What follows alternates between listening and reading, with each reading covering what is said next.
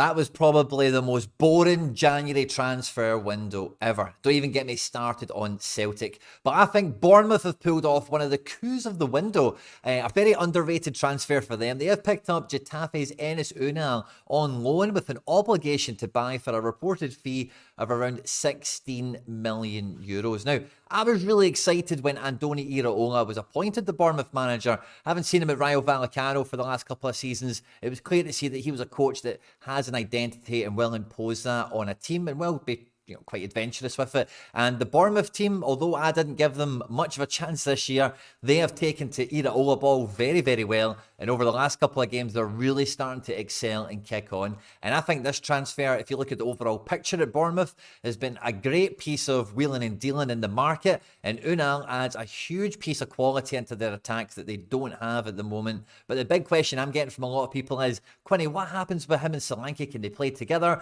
Or, what's going to happen? In the video today, I'll tell you everything I know about Enes Unal. And after having a bit of a crash course on Bournemouth under Iraola today as well, where I see him fitting into the picture of this one at any point in the video today. But if you do laugh, you learn, you like something or whatever, hit the like button and get into the comment section on this one and let me know how many goals do you think Enes Unal is going to score for Bournemouth between now and the end of the Premier League season.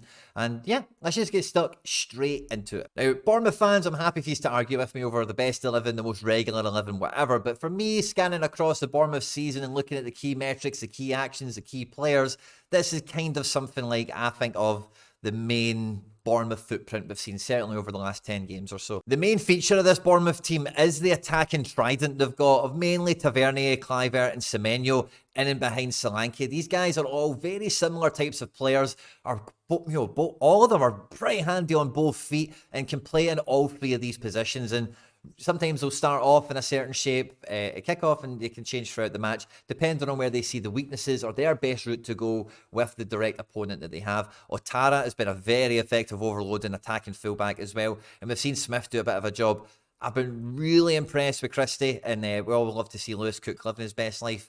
So this Bournemouth team has been pretty exciting and got some pretty impressive results. But Dominic Solanke, for me, has been the real star of the show. Over the last 15 games, he is in the top 5 Premier League strikers for shots on target. So it's great to see that Bournemouth are making enough chances for him to actually, get these shots away. But shots on target is a bit of a premium in the Premier League, and shots on target normally lead to goals. A lot of strikers play on law of averages. If you make 8 chances, you can get a few of them on target, one of them will go in. Over the last 15 games, but Solanke has had 6 big chances missed, or what you and me would call a sitter. And amongst forwards in the Premier League, he's really nowhere to be seen in the last 15 games for big chances created or attempted assists, which are very fancy statistics around key passes and opportunities made when in the final third. So a striker who's definitely meant to be the arrowhead, the spearhead of the Bournemouth team as they look to counter-attack, create space and opportunity, and just find the target man and try and get shots away. Now, Solanke is the top scorer in the Premier League this season,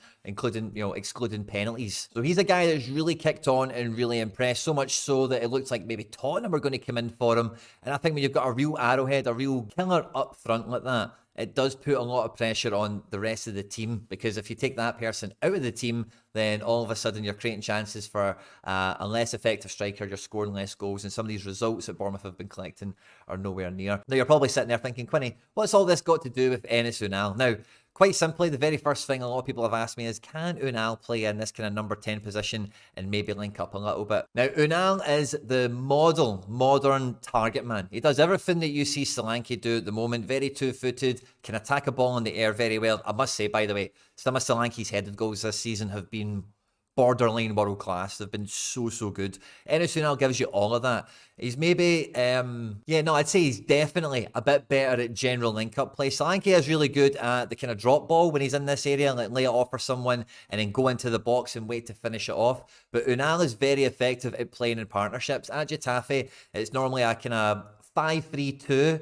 And there's like 7 centre-backs on the pitch. So it's just like him and one striker, Borja Mayoral, and they're up on a suicide job to press. And then if they do win the ball, they're going to hump it long. And between Unal and Mayoral, they would have to create all the chances. He's very effective at penalties, I will add in at this point. But he's a guy that it's very ingrained in his attacking game and his kind of abilities to play in other players as well. And I do think there's the potential that Unal could be if he takes to the Premier League, and this is the big question mark over every transfer, of course, but a guy for me who's been the best target man in La Liga, especially outside of El Clasico, over the last 2 seasons or so, had a big injury, of course, which is why he's going to Bournemouth on a really low transfer fee. He's barely played this season. But if he does make that step up, he potentially has all the quality Solanke offers, maybe to a greater or lesser extent in some areas. We can argue about that.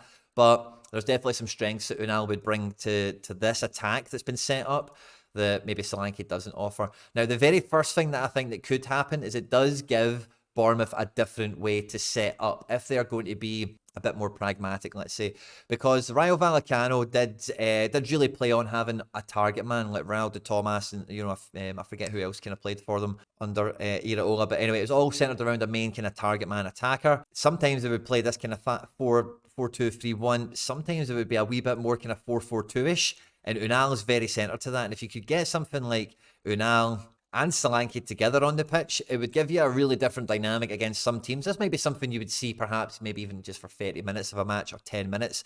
But I do think that Unal could cope with playing alongside someone like a Solanke. No problem at all. He's got good pace over 10, 15 yards. And like I've mentioned before, very generous in build-up play as well. And because Unal is maybe a little bit more of that guile, I don't see him at all as a number 10. Don't get me wrong here. But if he was to play in a 2-forward system, which he is very good in, but with another kind of target man, I could see him coming deep to do that build-up play, because Borja Mayoral is much more of the guy that will play higher up. Unal will come deeper, because normally the team he's in has like 7 centre-backs, so they're going to clear it to like this kind of zone. He's going to get on it, and then he's looking for Mayoral with the legs and the pace to maybe get in and go and do something. So he does have versatility. He's not a one-trick pony in that sense. And honestly, for 16 million euros or whatever it is going to end up being, if Solanke is going to be, like, for the remainder of the season, not really much changes, and we see Unal come off the bench, which is probably what I expect, especially for the next 5 matches or so, for 30 minutes, for 40 minutes, for 10 minutes here or there, maybe get something here or there, goal and assist, whatever, good contributions from the bench.